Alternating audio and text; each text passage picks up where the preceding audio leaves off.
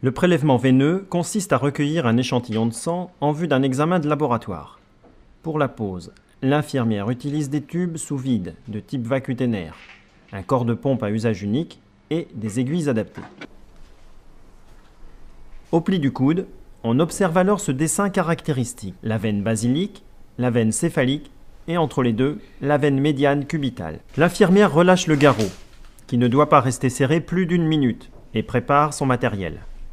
L'aiguille type vacutaire est composée d'un ensemble de 2 aiguilles opposées. L'infirmière ôte la bague de contrôle de stérilité et le capuchon qui recouvre l'aiguille de perforation du tube, puis elle fixe l'aiguille sur le corps du vacutaire. Elle resserre ensuite le garrot et désinfecte largement la zone de ponction. L'infirmière doit tendre la peau et fixer la veine à l'aide du pouce sans la comprimer. Elle oriente le biseau de l'aiguille vers le haut et doit piquer franchement. En perforant le tube dans l'aiguille du corps de pompe, le tube se remplit immédiatement. On peut alors le retirer tout en maintenant l'aiguille en place. Retournez doucement le tube sans agiter pour prévenir les risques d'hémolyse.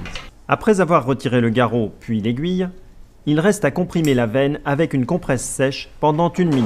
Les procédures de sécurité doivent être respectées. Il faut éliminer l'ensemble aiguille-corps de pompe dans le conteneur à aiguille usagé et identifier les tubes dans la chambre du patient en reconfirmant son identité. Ça a été ?